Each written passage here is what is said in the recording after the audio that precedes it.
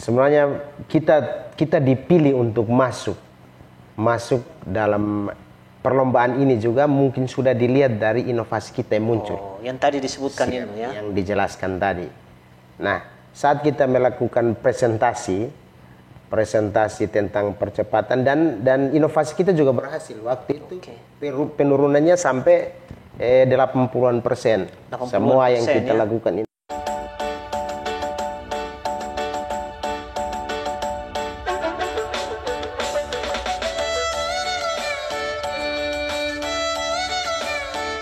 Podcast Kecamatan Polen, inovasi, inspiratif, dan aktualisasi. Karena untuk mempertahankan penghargaan atau kinerja yang baik itu juga sangat sulit. Sangat sulit ya. Sangat sulit karena kita harus berlomba-lomba dengan desa-desa yang lain. Itu indikatornya apa, Bapak Desa? Iya, jadi indikator yang kita gunakan adalah hasil rekomendasi. Hasil rekomendasi berarti dari rakor itu kemudian dihasilkan rekomendasi. Setelah itu diberikan kepada desa untuk bisa menyelesaikan. Siap. Kemudian dinilai. Siap. Ya, kita kembali lagi Bapak Desa. Terkait Bapak Desa juara satu desa berkinerja baik tingkat nasional bagian regional timur ini. Menyambung lagi tadi yang sudah disampaikan oleh Bapak Desa bahwa terkait dengan penurunan angka stunting itu apa yang dinilai dan bagaimana penilaiannya sampai kok Bapak bisa dapat juara satu dari sekian desa 260 lebih ya desa yang ada di Kabupaten Timur Tengah Selatan, bahkan ribuan desa di NTT dan juga regional timur. Baik, silakan Bapak Desa. Baik, jadi seperti yang saya katakan menyambung itu dari setiap rakor kami dan di situ juga dari pihak kecamatan memberikan kita kesempatan atau ruang untuk desa itu mampu berinovasi. Iya. Nah, dalam kerjasama yang baik, saya ulang lagi seperti desa saya, Desa Puna itu desa yang mungkin tingkat kemajemukannya tinggi. Jadi dari situlah kami menghasilkan inovasi-inovasi yang ada. Inovasi ya. Ya, inovasi yang sampai menghantarkan kami menjadi juara, mendapatkan penghargaan, menjuarai itu peringkat satu ya, nasional ya, bagian regional timur. Regional timur. Berarti mengalahkan kabupaten-kabupaten yang berada di bagian regional timur. Siap, kabupaten bahkan provinsi. Provinsi juga. Timur. Wow, luar biasa. Kita kebetulan luar biasa kita para peringkat pendengar, satu. para penonton bahwa desa yang tidak diperhitungkan jauh dari Kabupaten Timur Tengah Selatan berbatasan langsung dengan Kabupaten TTU tapi bisa menjuarai lomba desa berkinerja baik dalam penurunan angka stunting dengan inovasi-inovasi. Nah, bisa jelaskan kepada kami inovasi-inovasi apa dan hubungannya dengan kecamatan? Apakah kecamatan atau pihak-pihak yang terkait dalam menciptakan inovasi-inovasi ini? Baik, jadi yang pastinya saya tekankan lagi bahwa semua inovasi itu lahir dari kerjasama kemajemukan ini. Iya. Kita ambil perbedaan kemajemukan ini yang kita pakai sebagai senjata seperti yang tadi saya bilang, melahirkanlah berbagai macam pemikiran, kita melahirkan inovasi ini. Contohnya, inovasi penurunan stunting. Siap. Yang membuat Bapak Desa juara satu. Siap. Ya, jadi inovasi itu yang pertama itu kita sebuah inovasi pola orang tua asuh. Pola orang tua asuh. Ya, jadi inovasi ini kita mewajibkan atau memberikan tanggung jawab kepada masyarakat Desa Puna, desa saya yang dianggap mampu. Oh, berarti siapa saja yang dianggap mampu diberikan tanggung jawab. Seperti apa tanggung jawabnya Bapak Desa? Nah, mungkin saya jelaskan sedikit Bapak. Masyarakat yang dianggap mampu menurut penilaian kami Desa Puna, yang dianggap mampu itu adalah dari kecamatan, mungkin camat sendiri, sekretaris camat, pegawai-pegawai iya. dari Kapolsek dan pihak dan Posramil, Puskesmas, bahkan juga desa dan perangkat. Itu yang dianggap mampu. BPD juga mungkin. Mungkin ada BPD juga Bapak. Jadi kita yang dianggap mampu ini diberikan tanggung jawab. Kita bagi berapa jumlah penderita stunting, anak-anak stunting ini, masing-masing orang wajib menjadi orang tua asuh. Menjadi orang tua asuh. Siap. Jadi menjadi orang dalam bentuk apa sebagai orang tua asuh ini? Siap. Jadi menjadi orang tua asuh ini kita mulai dari intervensi, memberikan bantuan makanan tambahan, makanan bergizi untuk mencukupi. Dari mana? Uangnya dari mana? Dari dana desa atau dari pribadi orang-orang yang sudah ditunjuk itu? Ya benar Bapak. Seperti yang saya jelaskan bahwa kita desa ya memang presentasi anggaran itu paling kecil. Maka meskipun di tengah kota ya, benar, di benar, tengah Bapak. kecamatan ya. Benar. Maka itulah strategi yang kami dapatkan, bahwa sumber dana itu murni swadaya dan tidak ada paksaan. Iya. Tidak ada paksaan, murni swadaya dari bapak asuh atau mama asuh. Iya. Bahkan pihak bapak camat atau bapak kapolsek itu kadang mengambil sampai 2 atau kapus. Kalau jumlahnya sampai melebihi semua perangkat, maka kepala-kepala itu akan mengambil 2 ya? Mengambil 2 ya, Bapak. Betul sekali. Dan sebagai orang tua asuh juga tidak hanya bertanggung jawab sebagai dengan memberikan makanan tambahan untuk kecukupan gizi, misalnya telur atau susu, tapi orang tua asuh ini juga diberikan raport. Kita buatkan satu raport masing-masing anak. Jadi dia akan memantau, mengontrol perkembangan tumbuh kembang anak itu setiap hari. Jadi raport ini dipergunakan untuk memantau ya. Siap. Contohnya memantau ini seperti apa? Misalnya contoh, kalau saya berpikir bahwa contohnya sudah makan atau belum, sudah mandi atau belum, atau bagaimana?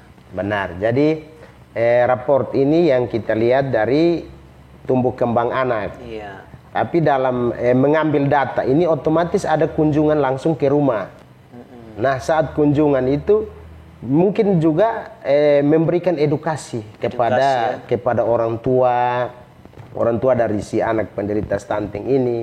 Dalam hal ini mungkin jam makannya tidak boleh terlambat atau lingkungannya harus bersih. Iya, karena kita lihat stunting ini bukan hanya karena kekurangan gizi dan ini, tapi faktor-faktor itu yang mempengaruhi, termasuk lingkungan, kebersihan lingkungan.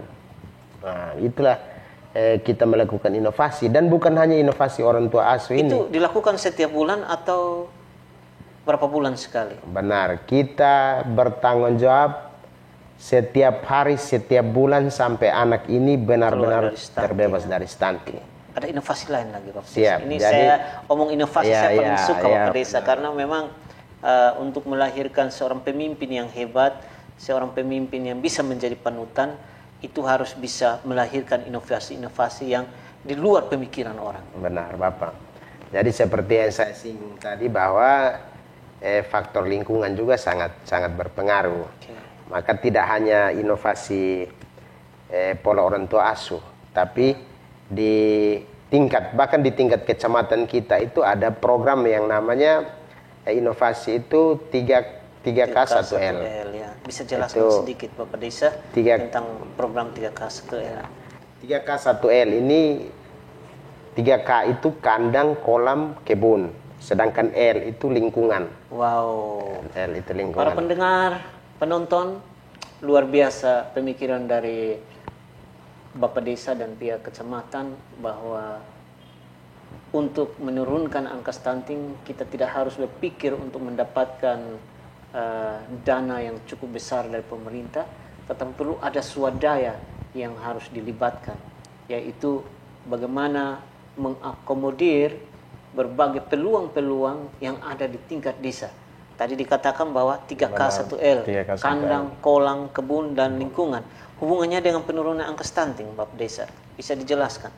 Baik, jadi kandang, kolam, dan kebun ini yang pastinya sangat-sangat berpengaruh terhadap percepatan penurunan stunting. Mungkin saya bercerita sedikit Bapak. 3K1L ini juga sumber dana itu tidak hanya dari dana desa. Dana desa, ya. Kita juga menggunakan strategi. Misalnya saat pembagian BLT, kita bukan terpaku hanya pembagian di kantor. Di kantor kantor desa ya. Di kantor desa atau kantor kecamatan, tapi kita door to door. Kita pembagian dari rumah ke rumah. Iya. Nah, dalam kita melakukan pembagian rumah ke rumah, otomatis si penerima manfaat ini dengan sendirinya akan termotivasi untuk membersihkan lingkungan, bahkan dari halaman sampai di mungkin kamar-kamar mandi juga dibersihkan. Betul sekali. Ya, karena ada kunjungan dari pemerintah desa dan pemerintah kecamatan, bahkan lintas sektor yang ada. Kita sering melibatkan lintas sektor untuk ada sama-sama kita pembagian bantuan langsung tunai. Ya. Dan saat pembagian juga kita mewajibkan setiap penerima manfaat itu minimal ada satu program yang ada dari 3K1L ini. Misalnya minimal ada satu kolam kecil dengan ikan, kemudian ada kandang kecil, kemudian ada kandang, dan ada halaman yang hortikulturanya ada sayur. Nah, jelas ini sangat berpengaruh Bapak, karena saat ada kandang, kolam, dan kebun ini sudah memenuhi kebutuhan gizi di tahapnya dari ruang lingkup yang kecil dalam rumah tangga. Artinya bahwa program inovasi ini mendatangkan gizi dekat dengan keluarga. Iya, seperti itu ya. Bapak. Bisa disimpulkan seperti itu ya Bapak Desa. Iya. Tapi begini Bapak Desa, saya ingin Bapak Desa menceritakan sedikit tentang proses penilaian sampai Bapak Desa sampai juara, kriterianya seperti apa? Apakah mulai dari kementerian datang langsung ketemu Bapak Desa ataukah melalui apa? Ya. Bisa dijelaskan Bapak Desa? Baik, jadi sebenarnya kita dipilih untuk masuk dalam perlombaan ini juga mungkin sudah dilihat dari inovasi kita yang muncul. Oh, yang tadi disebutkan ini ya? Yang dijelaskan tadi. Nah, saat kita melakukan presentasi tentang percepatan dan inovasi kita juga berhasil. Waktu itu penurunannya sampai 80%. Semua yang kita lakukan inovasi itu berhasil menurunkan angka stunting sampai 80%. Iya. Dan itu dianggap inovasi ini sangat berhasil. Bukan sudah tamat ya? Iya, tapi intervensi program ini menurunkan mereka yang sudah stunting menjadi tidak stunting. Siap. Artinya bahwa kita intervensi sampai dia terbebas, bukan tamat. Iya. Ya, bukan tamat. Tamat kalau umurnya ini berarti dia sudah tamat. Tapi ini kita intervensi sampai dia benar-benar terbebas dari stunting. Pada saat pengukuran kita bisa ketahuan itu ya. Dan lanjut perlombaan itu yang dinilai, kebetulan kita presentasi via Zoom ya. Via Zoom. Nah, itu yang sangat-sangat ada uji petik tidak? Ada uji petik Bapak. Sangat-sangat diapresiasi itu adalah inovasi kita. Bahkan sampai ada tim dari kementerian waktu kita presentasi sampai tim mengatakan bahwa ya luar biasa. Iya. Orang-orang di desa itu dengan keterbatasannya dia masih mampu untuk memberi atau membantu sesama dan yang pastinya mendukung program nasional. Wow, ini luar biasa para pendengar yang ada bahwa suatu motivasi besar diberikan kepada kita ya Bapak Desa ya bahwa justru mereka yang tidak dianggap tetapi ada kelebihan juga bisa memberikan kepada mereka yang dirasa tidak memiliki atau dengan penderitaan ya Bapak Desa. Benar. Silakan melanjut Bapak Desa. Benar. Jadi melanjutkan bahwa sampai tahapan mendapatkan piagam ini, yang pastinya bukan hanya sebatas presentasi dan selesai, tapi ini Uji petik juga ya. ada uji petik bahkan 2 kali dari kementerian. Uji petik 2 kali. Luar Uji biasa, pertama luar dari biasa. tim Kementerian Desa, yang uji petik berikut itu tim dari Kemendagri dan Kemendes. Iya. Itu datang, kita lakukan uji petik, dan ini juga saat presentasi itu kita seperti menceritakan apa yang sudah kita lakukan. Jadi, Bukan hanya sekedar konsep ya. ya, benar. Tetapi benar-benar dilaksanakan. Ya, jadi saat presentasi itu ada keterlibatan dari lintas sektor, dari kecamatan, polsek, dan puskesmas.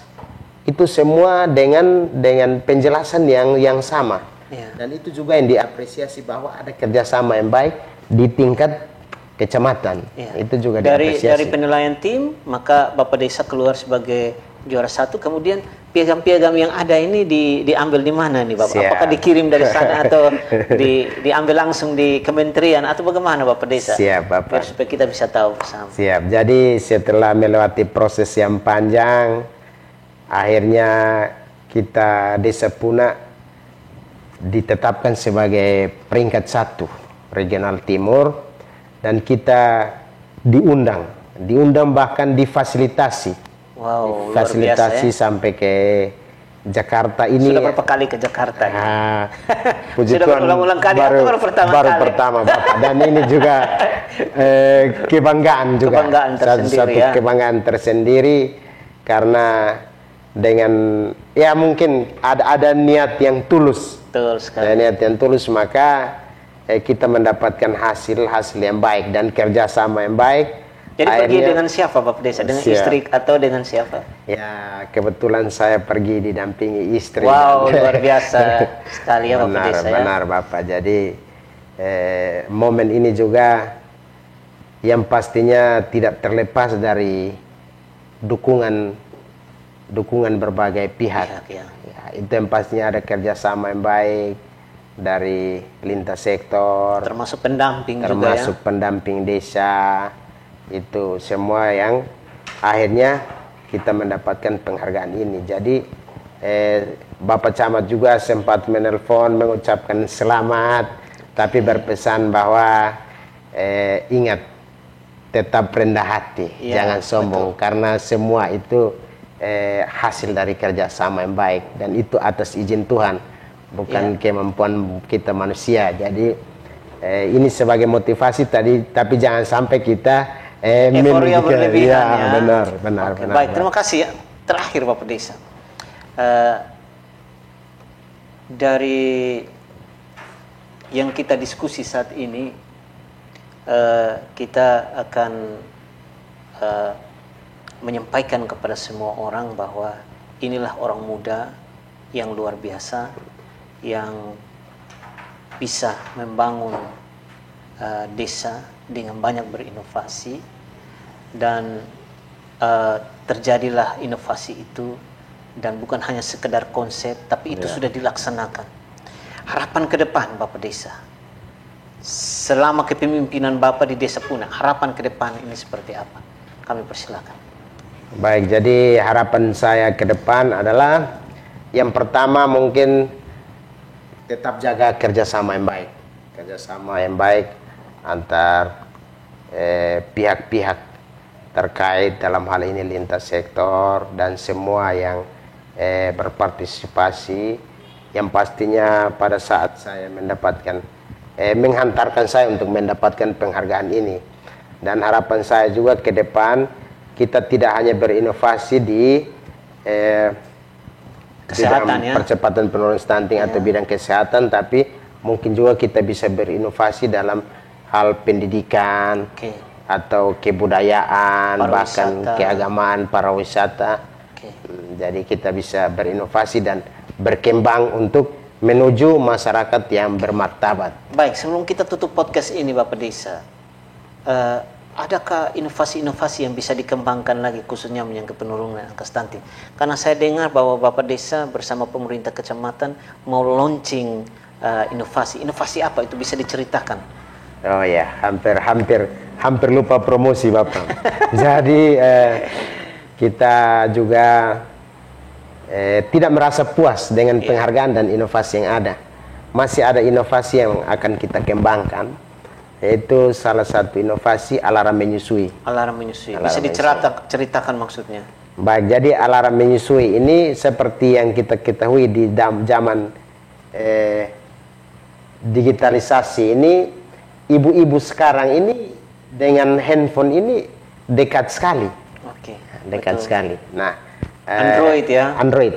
Ya, Android ini dekat sekali supaya jangan hanya pada postingan-postingan yang scroll TikTok atau belanja online, FB Pro, belanja online, tapi saat mengikuti perkembangan digitalisasi itu juga kita buat alarm ini sehingga setiap 2 jam sekali saat beraktivitas dengan handphone mengingatkan dia untuk menyusui.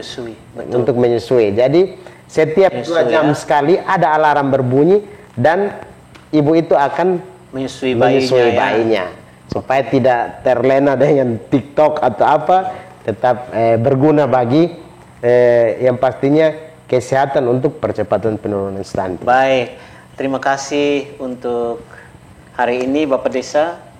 Demikian podcast kami. Kesimpulannya adalah bahwa untuk membangun sebuah desa maka harus banyak kerjasama dengan pihak-pihak terkait.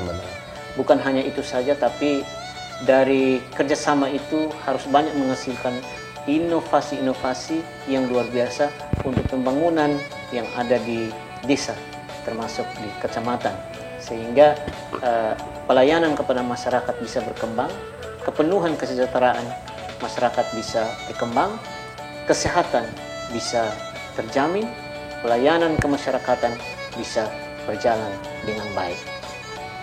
Kecamatan Polen adalah kecamatan dari 32 kecamatan yang ada di Kabupaten Timur Tengah Selatan, dengan slogan pembangunan adalah membangun desa dari rumah ke rumah, dengan filosofi perubahan adalah before and after, dengan 3 pilar utama adalah realitas, posibilitas, dan progresibilitas. Terima kasih Bapak Desa untuk hari ini. Terima kasih Bapak. Tuhan berkati Bapak Desa dalam pelayanan.